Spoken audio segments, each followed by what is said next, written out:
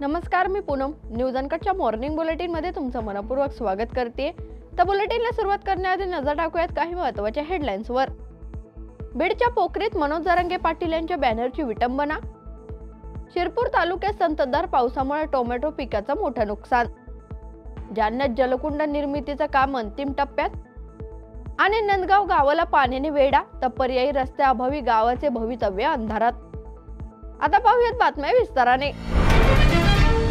बीड वडवणी महामार्गावरील पोखरी येथे छत्रपती शिवाजी महाराज आणि मराठा समाजाचे नेते मनोज जरांगे पाटील यांचा बॅनर अज्ञात व्यक्तींकडून फाडून विटंबना करण्यात आल्याची गंभीर घटना गुरुवारी सकाळी उघडकीस आली आहे. या घटनेमुळे स्थानिक नागरिकांमध्ये संताप पसरला असून परिसरात तणाव निर्माण झाला होता.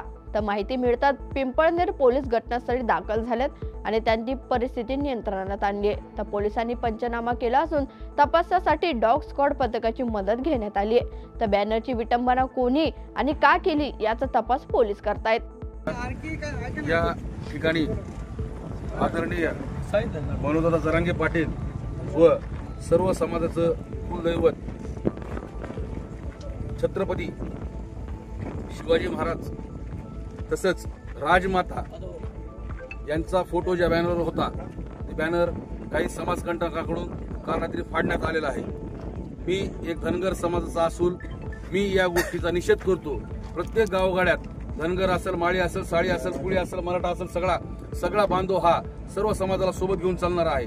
पण या ठिकाणी मी या गोष्टीचा जाहीर निषेध करतो आणि ज्यांनी कुणी हे बॅनर फाडलेला आहे.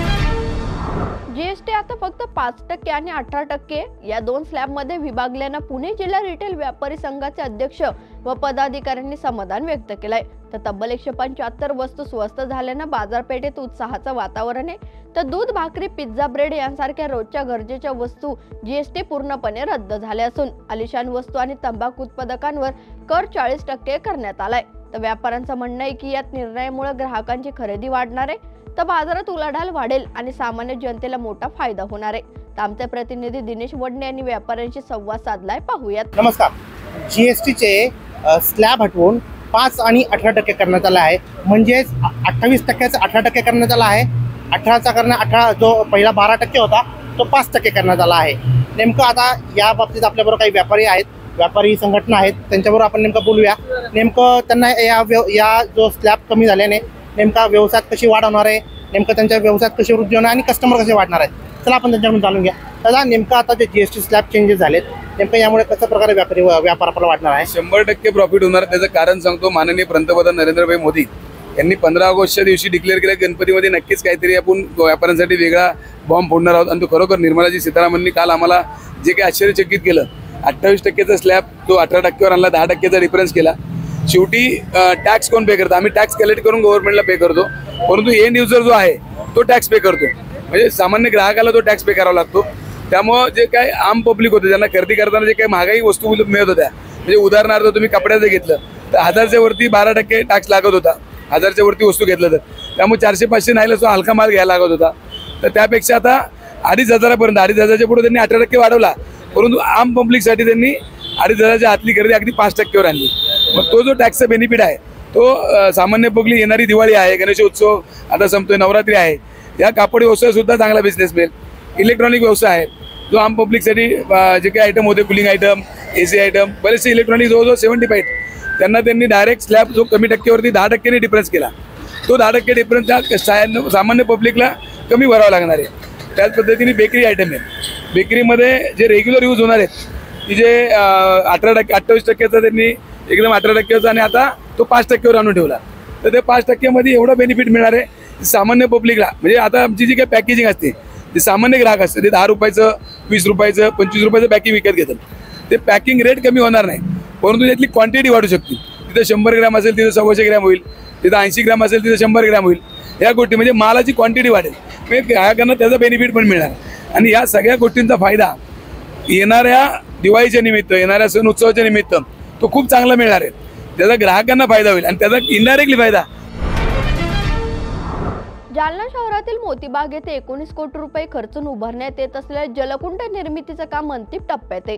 तर यापूर्वी गणेश मूर्तीचं विसर्जन मोती तलावात होत असे, परंतु यावेळी तलावात बुडून काही गणेश भक्तांचा मृत्यू झाला होता. तर या दुर्घटना टाळण्यासाठी यंदा जलकुंड उभारण्यात आला असून 300 ते 200 फूट क्षेत्रफळ आणि 20 फूट खोलीचा हा जलकुंड 4.5 ते 5 कोटी लिटर आणि पाण्याची क्षमता असणार आहे. तर जलकुंडात पाणी सोडण्याचं काम पूर्ण झालं असून यंदाचे गणेश विसर्जन या जलकुंडात निर्विघ्नपणे होणार आहे. भडगाव तालुक्यातील गोंडगाव ग्रामपंचायत अंतर्गत मिनी ट्रॅक्टरद्वारे गावातील कचरा गोळा करून बाहेर टाकला जात असल्यानं नागरिकांचं आरोग्य जोपासलं जात आहे.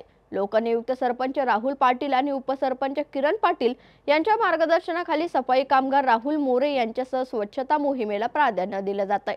तर ट्रॅक्टरवर स्पीकर लावून स्वच्छता ॲपचे महत्त्व पटवून दिलं जात असून गल्ली ट्रॅक्टर येताच मुलं, महिला, पुरुष स्वतः कचरा बाहेर टाकण्यासाठी पुढे येत आहेत. यामुळे पावसाळ्यातही साथीचे आजार कमी झाले असून ग्रामस्थांमध्ये समाधान व्यक्त होत आहे. धुळे जिल्ह्यातील शिरपूर तालुक्यातील सततच्या पावसामुळे शेतकऱ्यांच्या टोमॅटो पिकाचं मोठ्या प्रमाणात नुकसान झाले. यावर्षी अनेक शेतकऱ्यांनी टोमॅटोची मोठ्या प्रमाणावर लागवड केली होती, परंतु पावसाच्या जोरामुळे शेतातील झाडं खाली पडली आहेत आणि टोमॅटो खराब झालेत. यामुळे व्यापारी माल खरेदी करण्यास तयार नाहीयेत. तर काही दिवसांपूर्वी 800 रुपये प्रति कॅरेटने विकला जाणारा टोमॅटो आता फक्त 200 ते 250 रुपये प्रति कॅरेट या दराने खरेदी केला जातोय, ज्यामुळे शेतकऱ्यांचा खर्च वसूल होणं कठीण झालंय.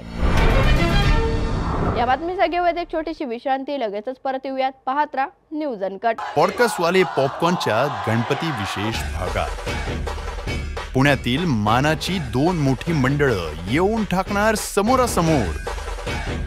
तर अनुभवा हा थरा. तसं नाही येऊ काही की सगळे गणेशाची आराधना करतात, सगळे खूप छान एन्जॉय करतात, खेळीमेळीचं वातावरण जसं आम्ही करतो. वडील एका मंडळात असतात, मुलगा एकाचाच असतो, चुलते एका मंडळात असतात. म्हणजे असं होतं की एखाद्या मंडळात चहा आला ना, त्याला अरे त्यांच्याकडे चहा आलाय का बघ, नाही तर बोलव याला. कॉम्पिटिशन नसून कोऑपरेशन आहे. तुळशीबाग म्हटलं ना की महिला आणि तुळशीबाग अतूट नाते. महिलांचं माहेरघर तुळशीबागेला समजलं जातं आणि वर्गणीबद्दल काय थोडंसं काहीतरी वेगळं वातावरण केलं जातं. की वर्गणी हे काय आहे, तर वर्गणी हे लोकांना कनेक्ट आणि फीडबॅक घेण्याचं माध्यम आहे. काय माहिती का, जगामध्ये तुम्ही सगळं काही करू शकता, पण समोरच्या खिशातनं 1 रुपया काढणं हे किती अवघड असतं आणि ती कला आम्ही त्यावेळेस शिकलो. त्यामुळे असं म्हटलं जातं की गणेशोत्सव हे एक मॅनेजमेंट स्कूल आहे. गणेशोत्सवाचा कायम प्रश्न होतो की अरे गणेशोत्सवातनं राजकीय कार्यकर्ते असे घडले जातात की जो 10 वर्ष रस्त्यावर उतरून काम करतो, जो प्रशासनाबरोबर विषय मांडू शकतो, जो जनतेचे विषय सॉल्व्ह करू शकतो, असाच तर लोकप्रतिनिधी आपल्याला पाहिजे ना. या पाण्यात आम्ही विसर्जित करू का हो की जिथं आज आपण आपल्या नदीचं पाणी पिऊन दाखवतो का. मला चॅलेंज आहे की आता आपल्यापैकी कोणी पाणी, मग या पाण्यात आपल्या गणपतीला विसर्जित करायचं का.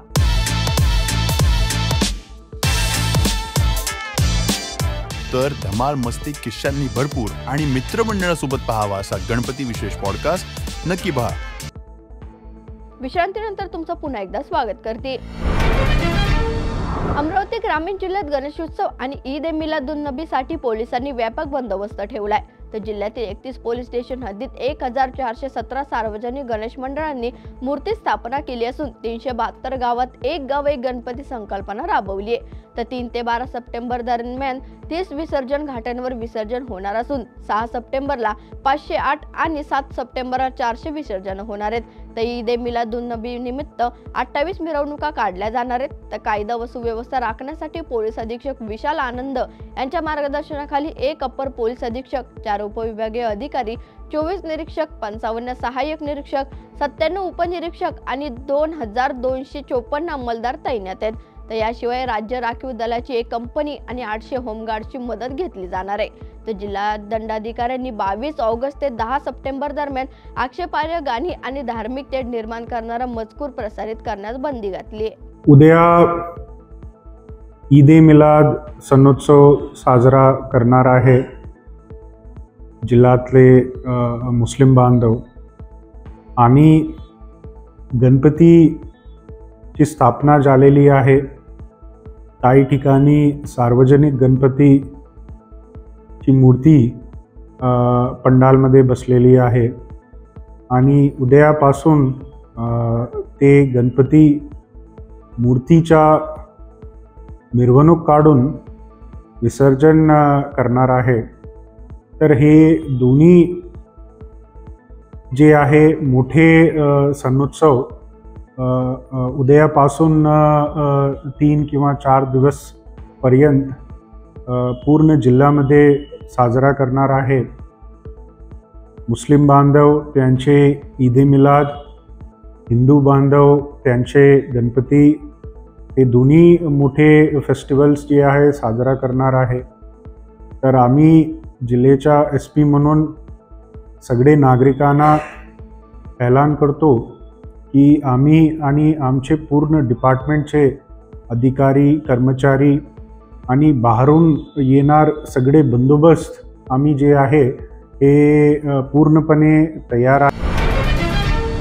भारतीय नौदलात 15 वर्ष सेवा करून निवृत्त झालेले इंदापूरचे सुपुत्र अमोल पोद्दार यांचे मातृभूमीत परतताच जल्लोषात स्वागत करण्यात आले. ताजी माजी सैनिकांसह समस्त इंदापूरकरांनी त्यांचं उत्साहानं स्वागत केलंय.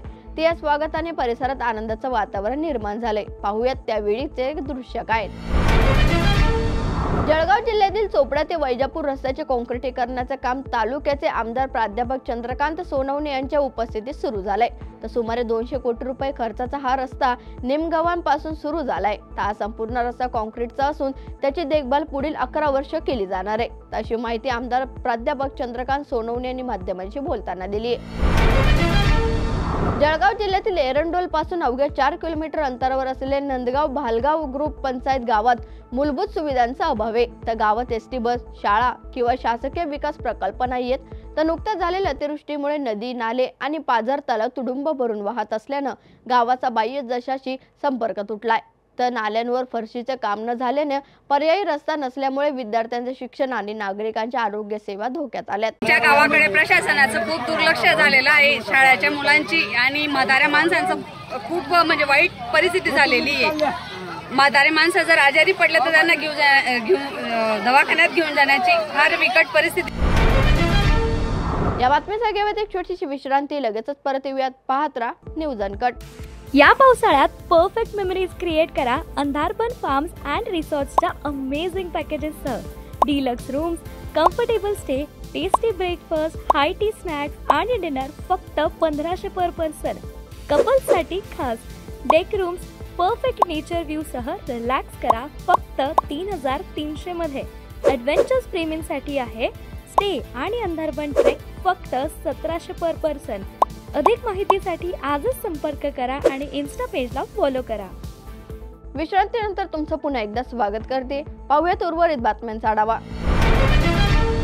चोपडा येथील भगिनी मंडळ संचलित ललित कला केंद्रातील प्राध्यापक संजय मनोहर नेवे यांच्या सेरेनिटी फाउंडेशन या निसर्गातील शांतता विषयावरील निसर्ग चित्र प्रदर्शनाचं उद्घाटन जळगावातील PN गाडगीळ अँड सन्स शोरूमच्या कला दालनात नुकतंच विधानसभेचे माजी अध्यक्ष अरुणभाई गुजराती यांच्या हस्ते झालंय. त्याप्रसंगी प्राध्यापक संजय नेवे यांच्या शिक्षिका, चित्रकर्त्या गुरुमाई अंजली गुलजार गवळी तसेच गिरीश ढेरे आणि प्राचार्य राजेंद्र महाजन प्रमुख पाहुणे म्हणून उपस्थित होते. जालना शहरातील सराफा बाजारातील भरत ज्वेलर्स दुकानातून अज्ञात चोरट्यांनी 1,50,000 रुपये किमतीच्या 4 कृष्णाची मूर्ती असलेली बॅग चोरल्याची घटना घडली. तर जालना तालुक्यातील माळी पिंपळगाव येथील आश्रमसेवक चिराग मराठे आणि त्यांचे गुरुबंधू धीरज पंडित श्रीकृष्ण मूर्तींना चांदीच्या टिकल्या घेण्यासाठी दुकानात गेले होते. त्यांनी बॅग दुकानातील सोफ्यावर ठेवली असता 3 ते 4 अज्ञात चोरट्यांनी नजरेत चकवा देत ती पळवली. तर ही संपूर्ण चोरी CCTV कॅमेऱ्यात कैद झाली असून चिराग मराठे यांच्या फिर्यादीवरून सदर बाजार पोलीस ठाण्यात गुन्हा दाखल करण्यात आलाय. तर पोलीस तपास करतायत. तर या घटनेने सराफ बाजारात एकच खळबळ उडाली आहे. या बातमीसह मॉर्निंग बुलेटिन मध्ये तेच थांबूयात. पाहत राहा न्यूज अनकट.